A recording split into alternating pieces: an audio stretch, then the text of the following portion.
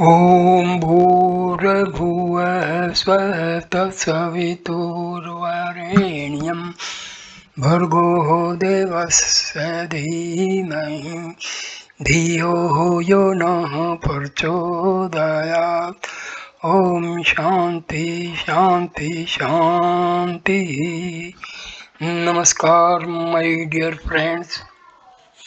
In this video I am going to describe the question answer session by Papaji HWL Poonj.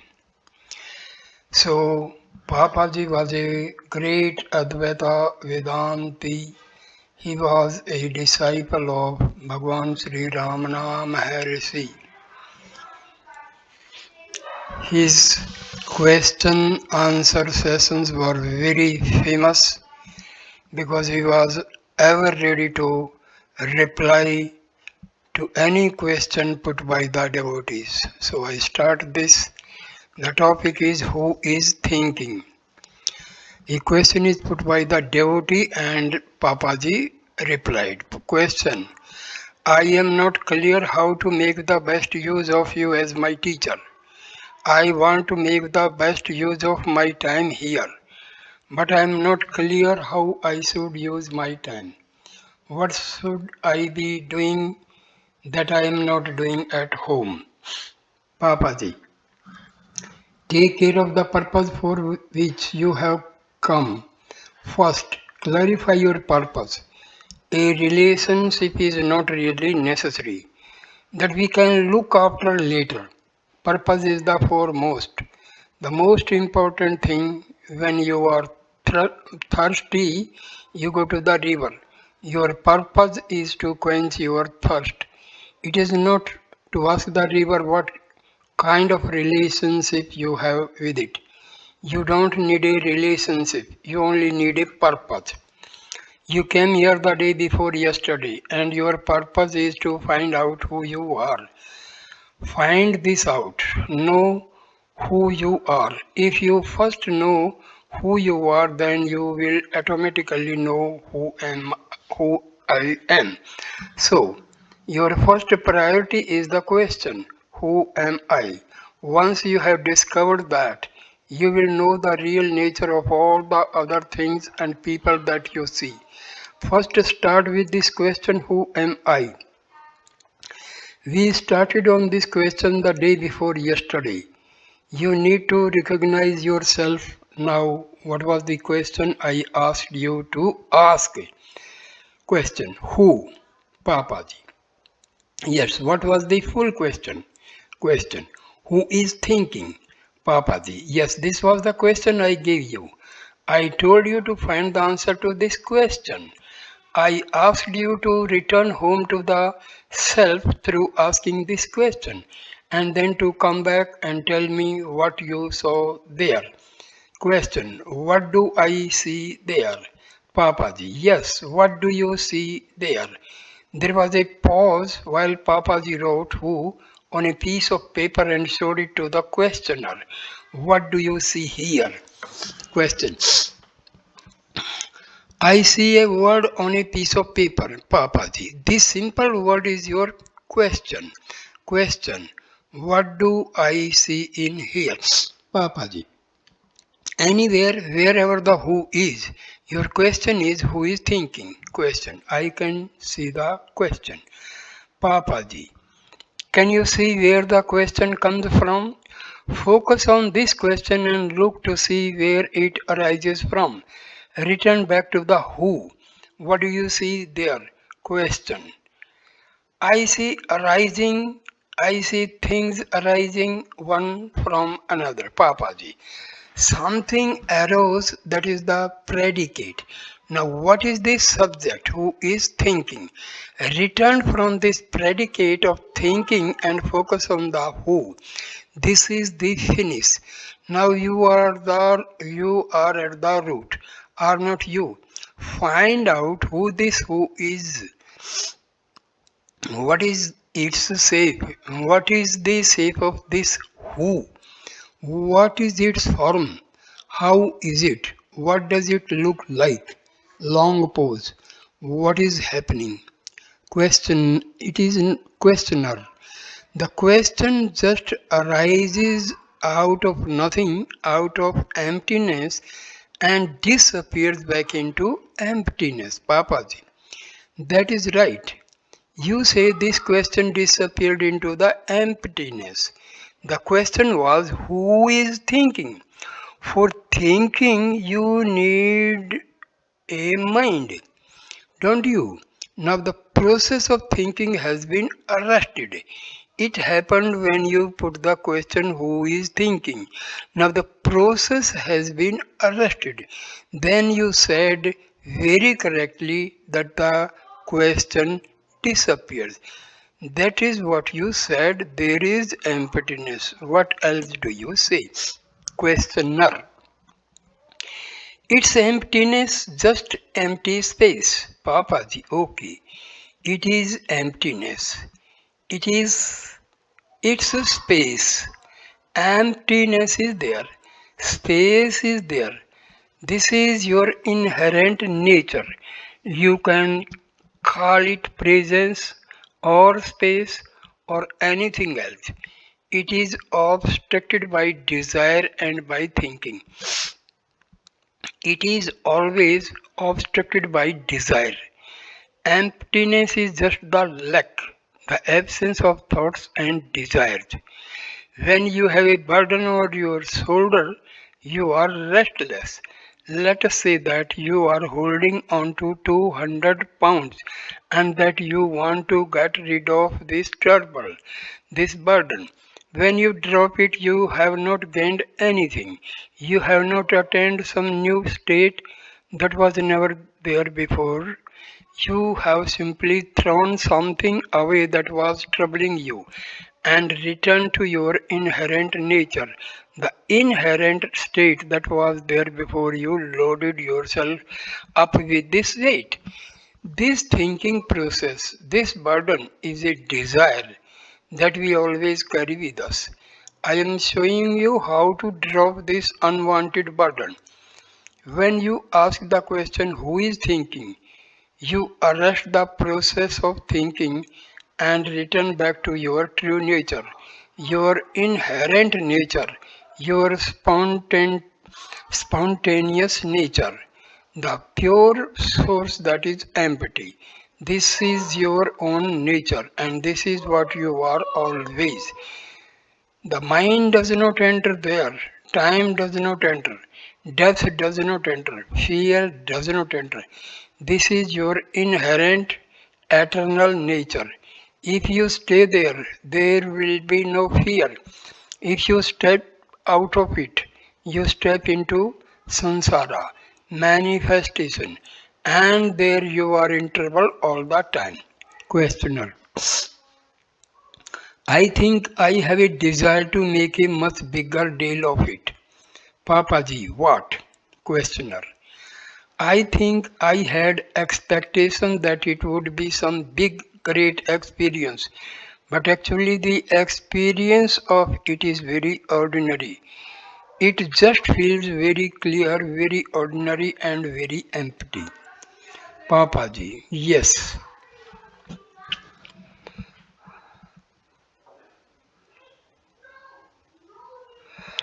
Yes, from emptiness everything arises. From emptiness all this cosmos has arisen. All this manifestation comprising millions of planets and solar systems.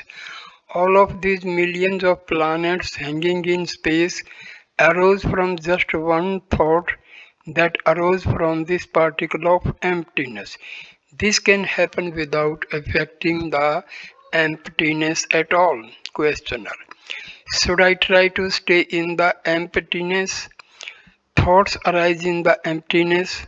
Some of them are attractive, some make me afraid, and some of them are repugnant.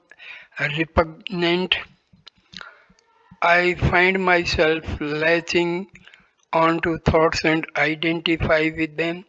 I become those thoughts. I lose sight of the emptiness and the presence until I can remind myself again. Papaji. If you remind yourself at the time all is over, all is gone, the best position to take is that of not forgetting. Just play your role, but don't forget that it is all just a drama on the stage. Imagine a drama company is putting on a play. The person who has to play the servant of the king falls sick at the last moment and cannot come. No other actors are available, so the proprietor of the company steps in to play the role. In the play, the king, who is one of the employees of the proprietor, orders the servant around, fetch my shoes, I want to go for a walk. The proprietor meekly obeys and carries out the orders. But does he ever forget that he is the owner of the company? He is happy to act the role of the servant because all the time that this role is being portrayed, he knows that he is really the proprietor. If you live like this, knowing that you are the self, you can act anywhere. If you know this, all your activities will be very beautiful and you will never suffer. Once you have had a glimpse, a knowledge of this emptiness, you will be happy all the time because you will know that all manifestation, all sansara is your own projection. Where does all this manifestation rise from? When you are asleep, there is nothing, there is not there. Question. There is another kind of dreaming then. Papaji. Questioner. There is another kind of dreaming then. Papaji. I am not speaking of dreaming. We can talk about that state later. For now, I am talking about slumber, very deep sleep. A few years ago, I met a team in Rishikesh. 25 people had come from all over the world, psychologists, physiologists, even parapsychologists. They had a very original proposition that they were trying to test, that there are only two states, waking and dreaming. They said that man is either awake or dreaming, and that there was really no such state as sleep. One of them told me that is what we are discovering in the West. When we put an EEG on a sleeping person's brain, we find that dreaming is going on all the time, even during what appear to deep sleep. In India, we say that there are five states: waking, dreaming, sleeping, Turiya, and Turiyapita.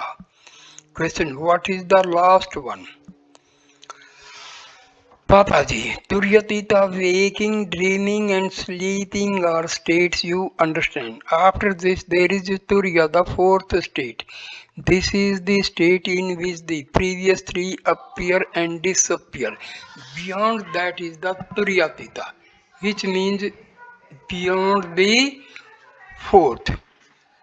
These scientists were going from ashram to ashram, looking for swamis to test with their equipment. Some of these scientists were part of an astronaut training program. Apparently, astronauts were not sleeping well in space, so research was going on. Looking for ways to improve their sleeping, there was a theory that some kind of meditation or yoga might improve their sleeping patterns. These scientists were looking for swamis to test. They wanted to put electrodes on their heads while they were meditating to see what happened the brainwave during meditation. They tried many people and eventually ended up with a man called Swami Rama.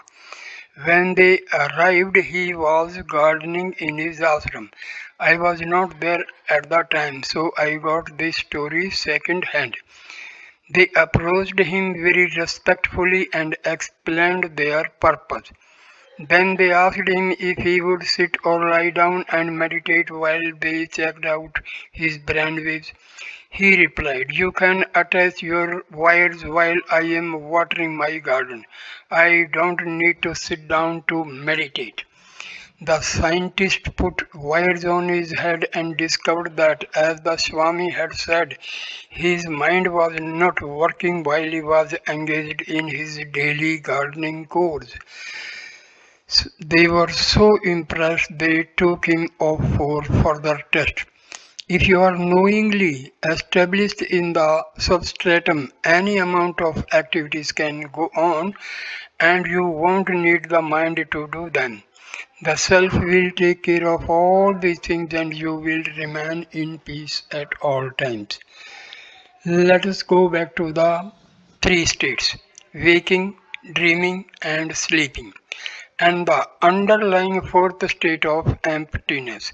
The three states are projected onto the substratum, that background in which sleeping comes and goes, dreaming comes and goes, and waking comes and goes. There is some substratum, some basic foundation on which they all revolve.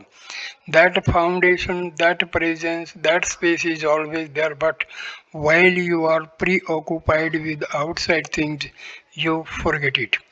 Now, there are three classes of people. In the first category, there are those who never ever forget.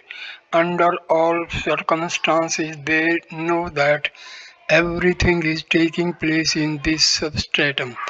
These people are Jivan Muktas, which means that they are fully liberated while they are still alive in their bodies. The second category get themselves into trouble because sometimes they remember and sometimes they forget. Awareness of emptiness may be there for a while, but then the memory of a friend who has died may rise up and suddenly they are in grief. They have lost the awareness of that emptiness by attaching themselves to a thought. This kind of emptiness is not abiding. It depends on the whims of mental activities. The people in the third category are suffering all the time. They never have even a glimpse of the original space, that emptiness, and so they suffer endlessly. For them, samsara never ends or even stops briefly.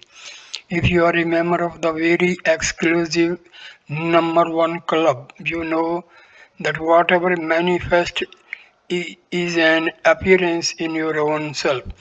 When you wake up, manifestation arises, but you know that it is all a projection. When you sleep, no manifestation is present, but you yourself will still remain. Something will still be there while you sleep, and that something is your own self. Question: I am not aware of that presence while I am asleep. Papaji, yes, it is because you are not present. It is the you that you live through that decides these matters. For you, presence is only felt when there is some obstruction to the awareness of the presence.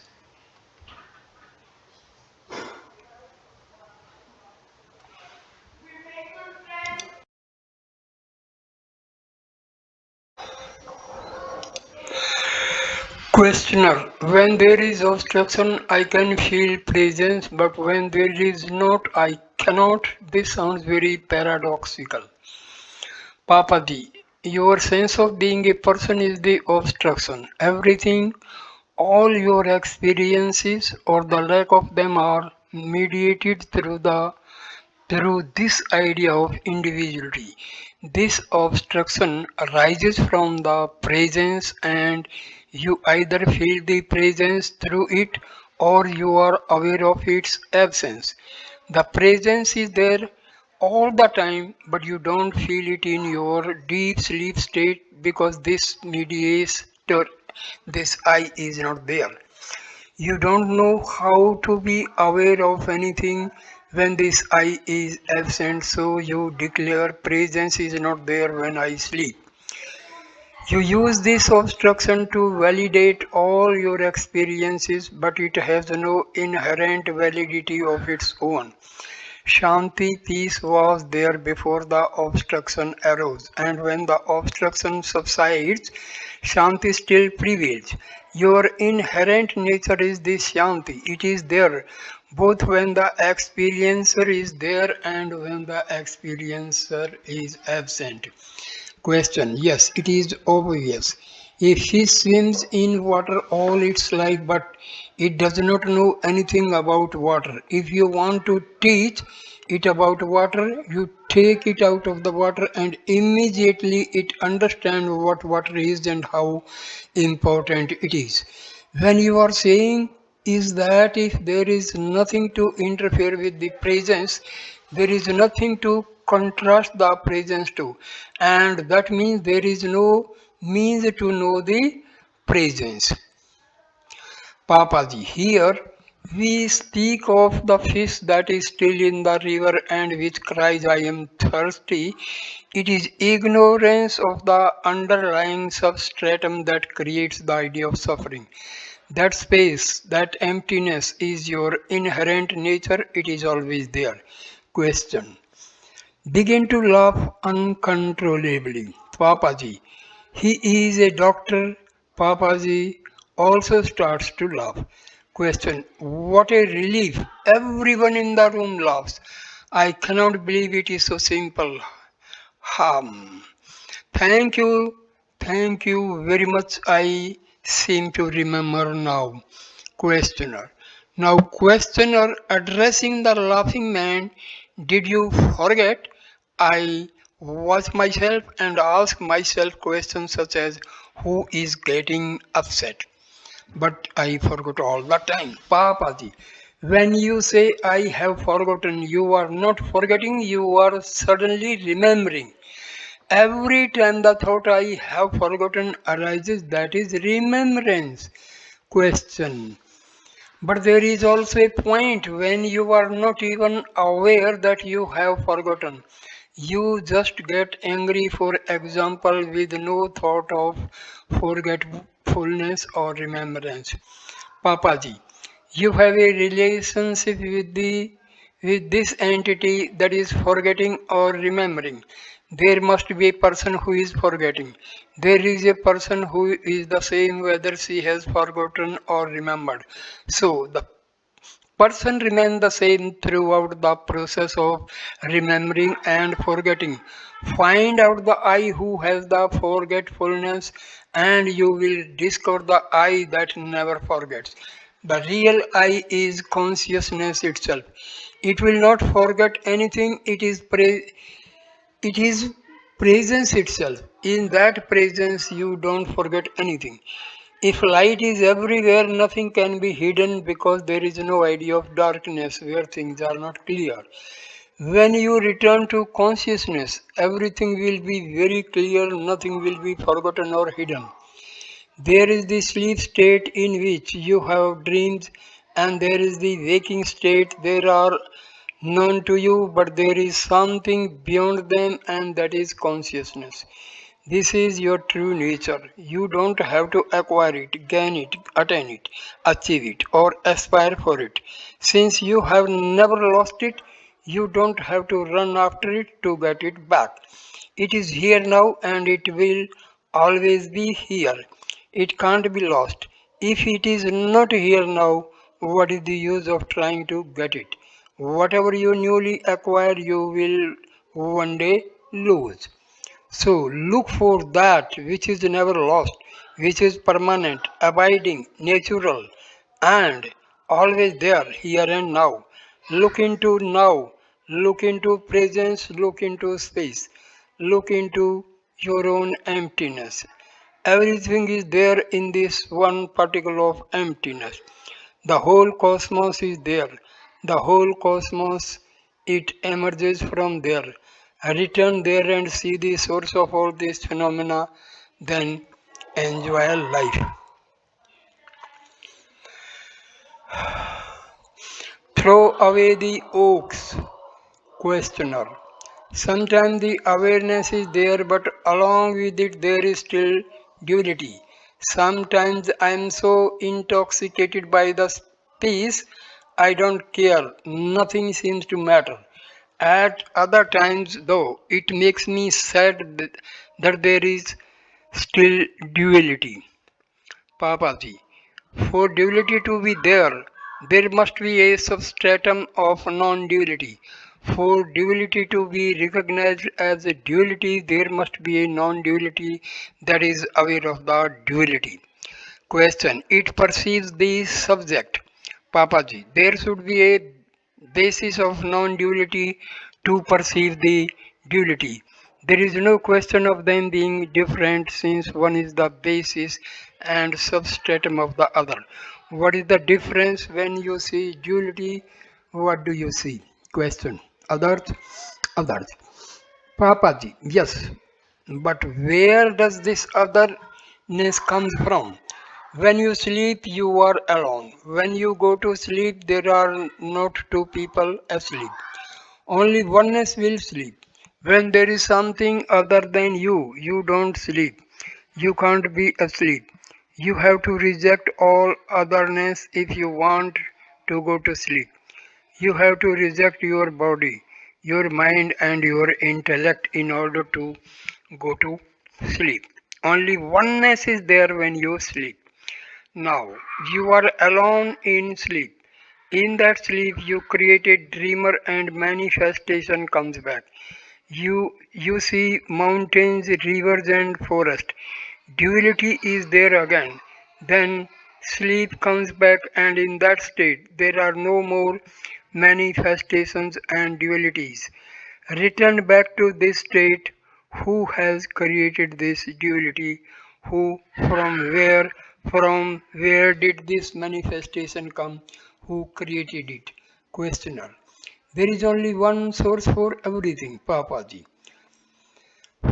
One source. If you know there can only be one source for everything, a place from where so many things come, stay, and go. If you really know this secret, how can you be troubled and dualities, manifestations, and illusions? How can you be troubled by them? Let manifestation rise, stay, or dissolve. This is all your drama, all your cosmic play. If you know this, you will enjoy it all. Long pause. You do not need to meditate, you just need to remove all your doubts. Once the doubts have been cleared, you need not do anything. If a lake is full of weeds, you can't see the water. You can't see your reflection in the water and you can't see the bottom of the lake. But remove all the weeds and all will be clear. First, it is absolutely essential that you understand things properly. Once you do, meditation may or may not follow. Just understand things. Be very, very clear about important things, just as who you are. If you have not got this understanding, meditation is just going to be another trick of the mind. It will be an act of postponement. Don't be deceived, be very clear about things. That's all that is needed. With a truly quiet mind, you can do anything. Question. Is searching for the I compatible with being quiet and thought free, or are they two different things? Papaji. The place of silence is the place where I rises from. If you want to find out the source of this I, and be quiet there, first fix its geographical location. Once you know where something is, you can then decide on the best way of getting there. Before you make a decision about whether you should travel somewhere by air, by sea, or by road, you have to have a destination and you have to know where it is. How far away is the destination? What is the starting point? Once you have satisfactorily Answer these questions, it will be easy to decide the best way of making the journey. Now, this I, where is it? Start with the body itself. Someone inside a body is saying I. All your life you are using this word I. Where is this I? Where is it? First of all, take note of the fact that it is there in all the three states. I am awake, I dreamed, I slept. It persists in all these three states. But where does it actually reside?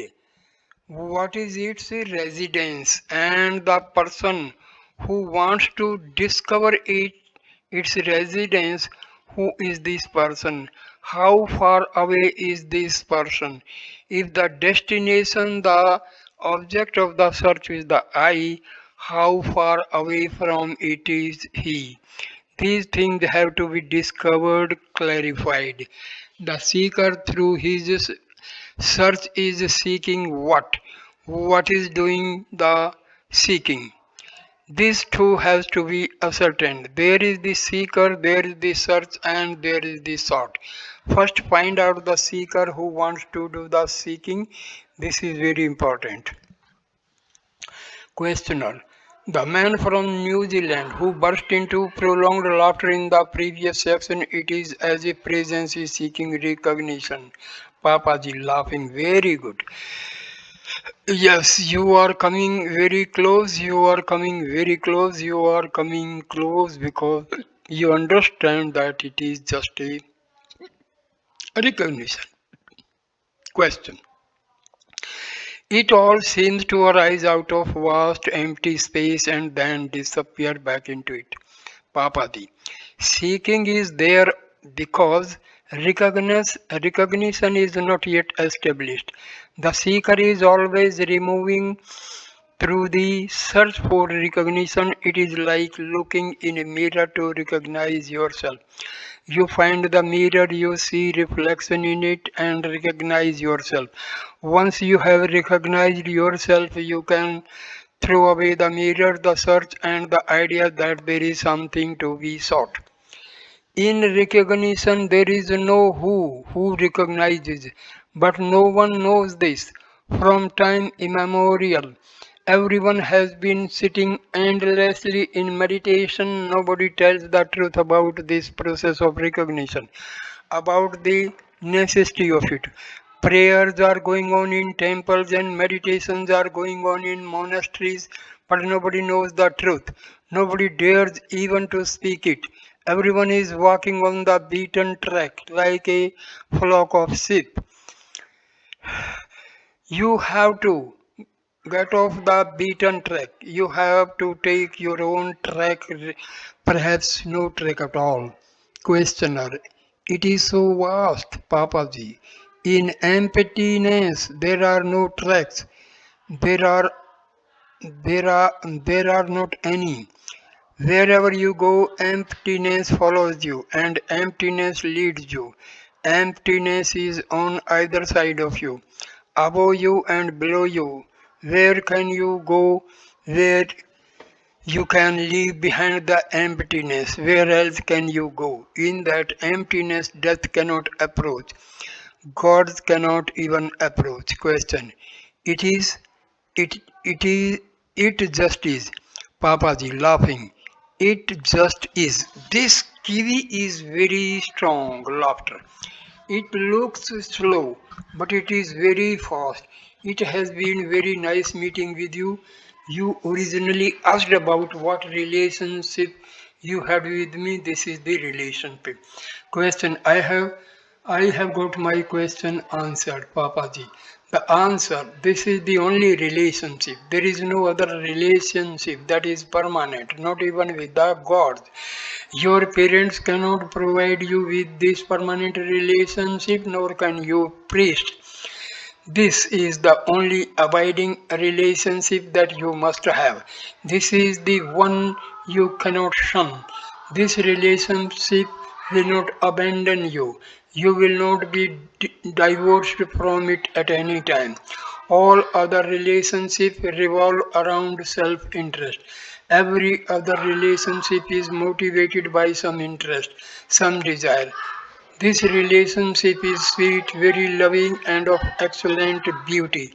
You will not find anything about this relationship in your dictionary. It is not there. I can tell you this because I am very sure about it. This relationship is not known anywhere.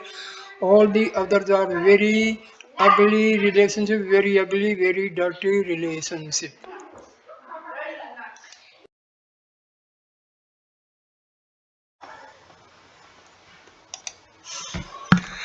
Questioner, I start out wanting to use and finish up by meeting you. Papaji, hereafter, throw away your oars. Throw your oar into the river and you will have a very safe passage. You will sail very safely. Questioner, I am very fond of the oars. Papaji, the breeze is there, the breeze will take you care of you. Using the oars is a very tiring job, let the breeze take care of you. Question. Fear arises when the thought of throwing away the oars appears. Papaji, this is the right time. When I say throw away the oars, this is the right time to do it. It's something that is there all the time. Papaji, speaking to a woman who did not seem to be fully aware of what was going on around her because of some internal experience she was immersed in. We were walking together in the garden. Some music was playing. I looked at you and spoke to you, but you did not hear what I said. You were the only person there who did not hear me. You were not taking part in what was going on because you were attending to something else. Something inside you that was far more interesting and attractive. It's true, is not it? Life could go on like this all the time. You could move through it without leaving any footprints. Question. Footprints? Papaji, your mind was not engaging with anything external. You were not taking any serious part in it because you were absorbed. This is how it should happen. Eventually, you will take part, but at the same time, you will not be taking part. This is the technique to adopt. It will come slowly. Questioner. This is how I have been feeling for most of this weekend, Papaji. You are speaking too softly. Come and sit here. I don't want to ask you to repeat everything that you say. Question. After moving closer, I was going to say that during this weekend I have had the feeling that there is one person who is asking, who is Susie, and another one who is just observing the process. Is this what you are talking about? Papaji, yes, this is what I am describing.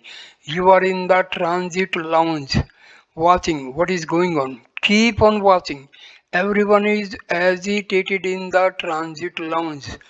You know that. There are announcements that people are trying to catch. Much activity is going on. No one is just sitting quietly. See what is going on. Observe it. Comment on it if you like. But at the same time, get clarity in yourself. Now is the time to do this. You have not read about this anywhere. Why? Because it is not written anywhere. It is not something that you can read in books or pick up from other people. You are seeking clarity, a clarification of the confusion you have become aware of within yourself. It will come in a few more days and then you can pack up and go. What are you speaking of? It is a good thing. Something is happening to you. Some dictation is being given to you and you are following its command. You are becoming an instrument that is being activated by a power that is not your own ego. It will be a very happy life, a very beautiful life. There will be no responsibilities in it. You will be very happy. Questioner. I don't think the ego is absent. Is it? It feels like it is still there, Papaji. In this state, it becomes like a burnt rope. You look at it and its shape appears to be that of a rope, but it cannot be used for anything. You try to pick it up and tie something with it. It disintegrates in your fingers. It seems to be there, but it can no longer be used. Question. I see. I'll try to try something with it and see if it is still working. Papaji, don't think at all. Just stay as you are. Meditation is going on. It will do its work. Meditation is going on continuously. Do you see? You are finding it. Question. Yes, I find that. Papaji, this is meditation. Question. It is interesting. It feels like some kind of perception. It is interesting. Some special kind of perception is happening. Papaji, yes. That is what I am saying. It is meditation, but it has become effortless. Some concentration is there, but it is not attracting itself to any object. Neither an object on the inside nor anything outside. If you are not clinging to any object, have you noticed? Question. No, it just feels like meditation. I don't really know what is going on. Papaji laughing. Yes, this is what real meditation is like. Usually there is some attachment to sense objects, a clinging to them, but in this meditation there is nothing to cling to. There is no intention there. That is the important point. When there is no intention, there will be constant meditation. You must be feeling some difference yourself. The mind is quiet in this state, it will be quiet even if you don't meditate. You are somehow different, have not you noticed it? Question. Yes, I feel I am knowledge. Papaji, there, there is what I am saying. There is something that was known to you. It was a knowledge you have had before. How to meditate, how to sit. The knowledge is there, it is coming back to you. Question. I did not do anything, I did not sit and I did not meditate. Papaji, this is natural meditation. You don't do it, it is something that is there all the time. It is called Sahaja, which means natural. This is Sahaja meditation. Question. Sahaja. Papaji, Sahaja meditation, this is the natural state, it will become your sister. Questioner. This is confusing me, Papaji. You are talking about this, giving a lot of importance to this change. To me, it does not feel like anything special, Papaji. This is good. It may not feel special, but it is a special thing to say. Laughter. You didn't say this before. Before you came here. At the moment, it is not special to you, but if you knew this before, if this knowledge, you call it as you call it was there before, then why did you come here? Question. I don't know. Papaji, now you are saying I do not know. Before you knew all sorts of things. You have nothing to gain anymore, nothing more to get, nothing more to achieve. This is a return to your natural state, a very natural state. Most people can't do this. They don't want to stay as they are. They want to become something else, something they are not, and that makes them disturbed. You are making good statements. No chance. This is very good. Very, very long pause. I was staying in Rishikesh a few years ago when I was visited by a woman who came from Baroda. Have you heard of Baroda? Her husband was a petrochemical engineer. She came to Rishikesh with around 50 other people to attend a yoga course at Shivananda Ashram.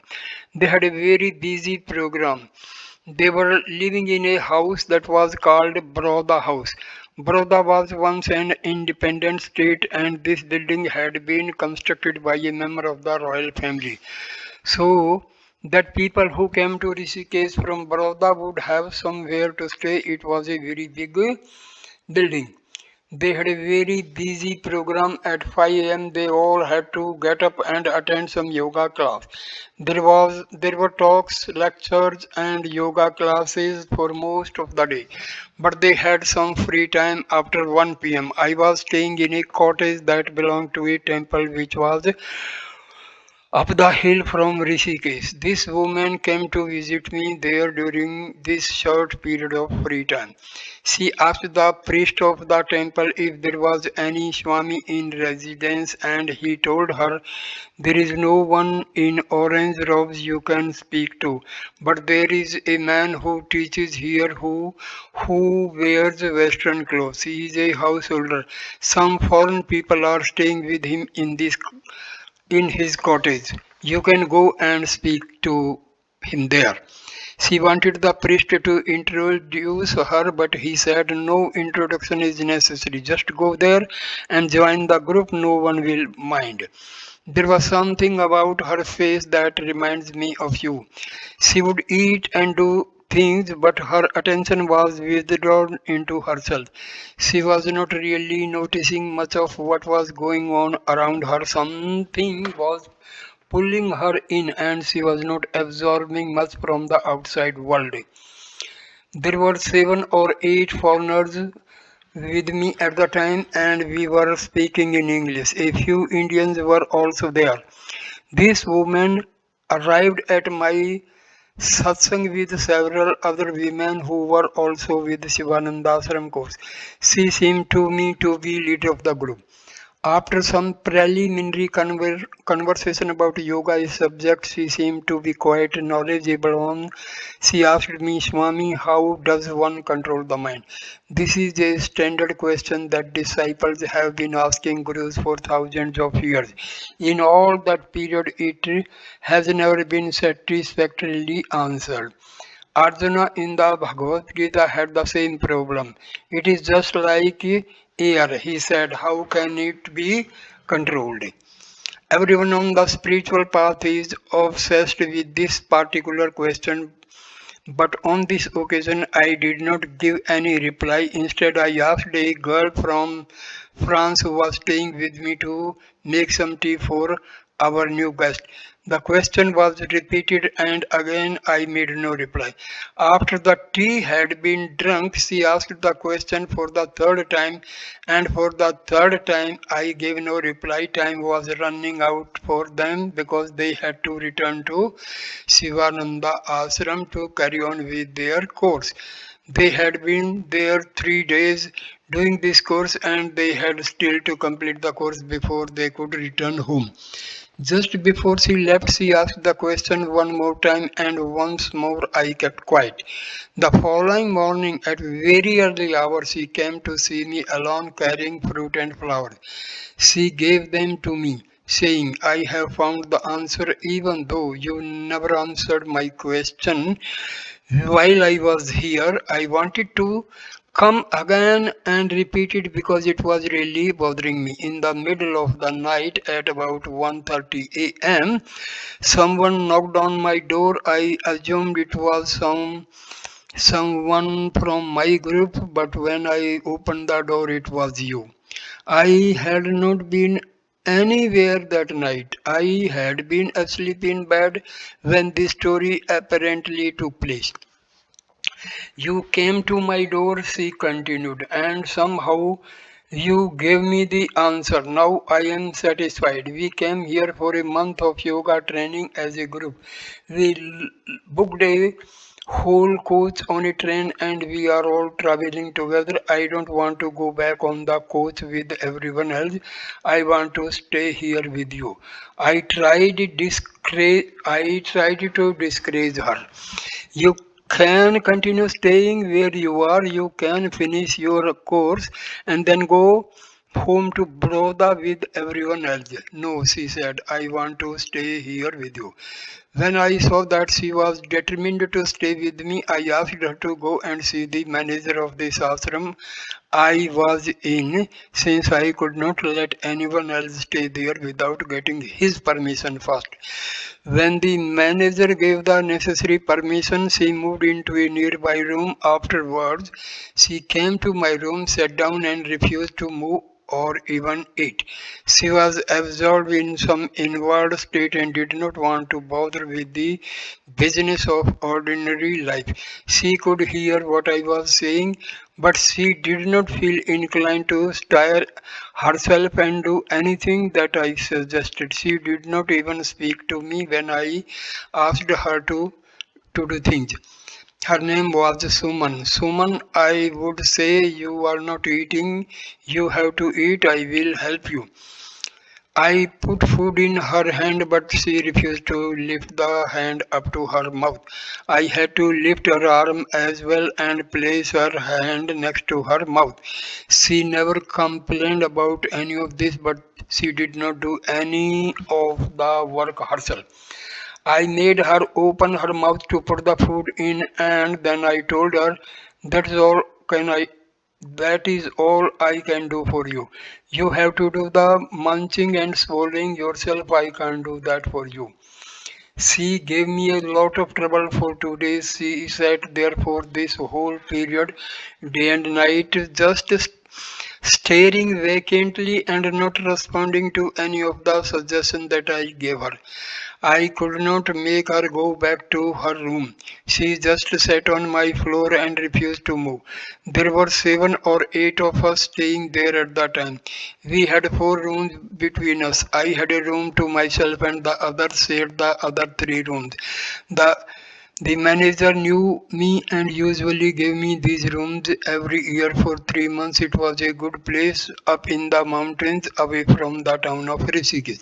I wanted to send this woman home to her family, but I knew that in her current state I would have to make all the arrangements myself. I took her in a taxi to Haridwar, purchased a first class ticket to Vadodara, and brought some sweets to give to her children and gave her a bottle to Ganga water to take back for anyone who wanted some. I tried to make her eat at the station, but she was not interested. She tried to give me all her money, saying, "I don't need this anymore. I will keep 5 rupees for the journey. I can get a taxi at the other end and my family can pay for it when I arrive home. Now, everything I have belonged to you. I want you to take it all." I refused to take it since I could see that she was in no fit condition to look after herself. I spoke to the man who was sharing the first class carriage with her. I had found out her family's phone number, so I gave it to the man in the carriage. When the train reaches Baroda, I said, "Please call this number and make sure that someone comes to collect her. Otherwise, she will just wander around and get lost." When I explained to the man in the carriage that someone was having problem looking after herself, he promised to care of her until her family could take delivery of her in Baroda. Since the train stopped for 20 minutes at Baroda, there would be enough time to make all the arrangements. "Will she eat?" he asked, and I replied, "If you put some food in her hand and tell her to put it in her mouth, chew it and swallow, she will probably do it, but don't worry if she does not eat. She can easily last until her family comes. There is nothing physically wrong with her, she is just very absent-minded at the moment, her attention is elsewhere." Everything went according to plan and she arrived safely at her home.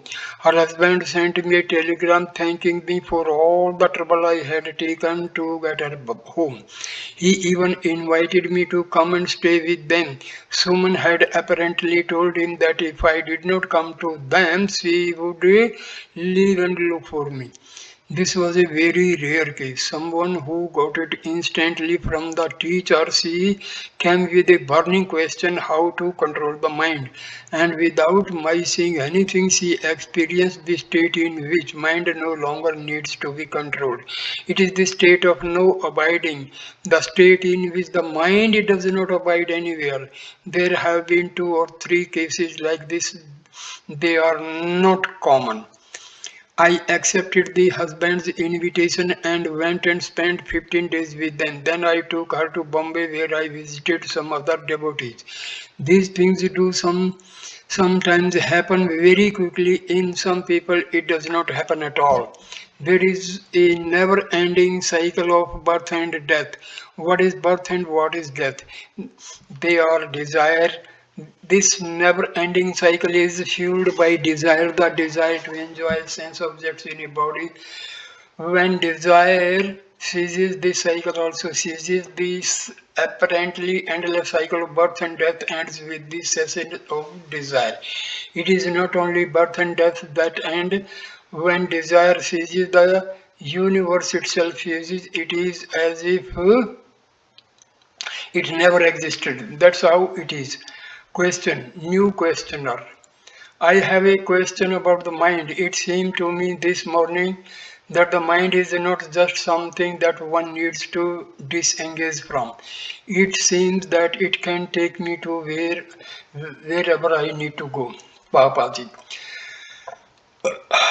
Mind can be enemy and mind can also be friend.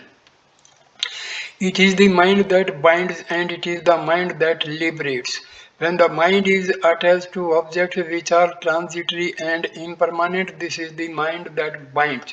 This is the mind that is an enemy. But a mind that does not abide anywhere on any object is a mind that is your friend. This is the mind that liberates. It all depends on you, on what kind of company you keep in your mind. Mind can destroy you, but mind can also be of great help. There is a tremendous power in the mind, a power that you can make use of when the mind is at rest. It gives us peace. But when it is restless, it creates all this samsara, this suffering, this hell. A peaceful mind brings heaven down to earth. It brings peace everywhere. In that state, wherever you walk, that place will be heaven. This is mine. Questioner. It seems to me that there is a choice. The mind can decide whether to create a heaven or hell. At any given moment, that choice is there. Papaji, yes, that is your own choice. If you have to decide these things for yourself, you can decide. I am bound, I have to suffer, and this creates samsara. Alternatively, you can say, I want peace, I want freedom, I want happiness, I want love. When you move in this direction, what a beautiful choice you have made, make it. I want freedom, I want to be free, I want happiness, I want love. Do it now, today, or at least sometime during your span of life. Have a good mind, a friendly mind. Questioner. New questioner. When mind is not abiding, does mind still exist? Papaji, no. When a desire arises in the mind, there arises with it an intention to avoid, enjoy sense objects. When this happens, you are involved in their enjoyment. The mind works through the senses. The senses move out to objects that they can enjoy. All these things manifest once desire and intention arise. Your intention makes the mind agent for the various enjoyments it indulges in. In the middle of all this is the ego, the enjoyer of all the objects that are being pursued and enjoyed. If the ego remains still, mind itself does not arise, it does not cause any trouble. It will not abide anywhere, and with no place to abide, it will return to its source. To the place of no mind, in that place there will be no mind. You can function without this mind, you can function very well without it. Earlier today, this girl was talking about how this can work. She was talking about the state in which no mind does the work. What did you say? Can you repeat it again? Questioner.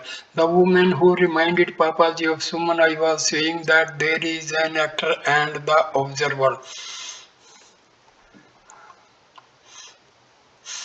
Papaji, yes, this is how it is. Can you explain it a little more? Question.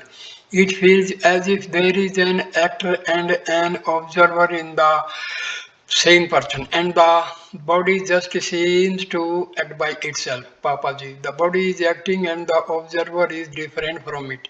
The body is receiving direct instructions but not through the ego. The I am the doer idea is not there.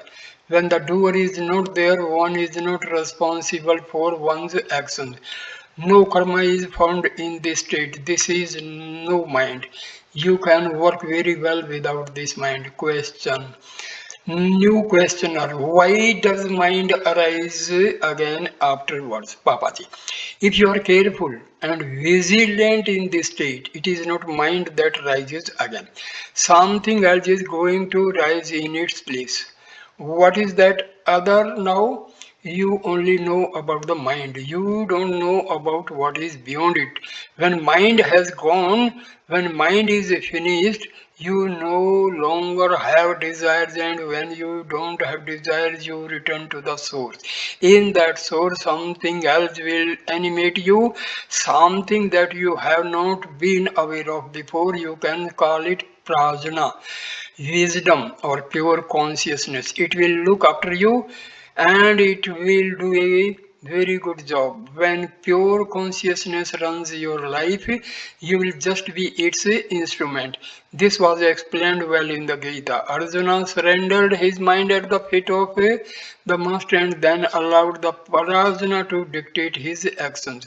The command to fight started with the direct command from Krishna. That command worked through Arjuna and carried him through the battle. This world, this state of being dictated by divine can only be known after freedom.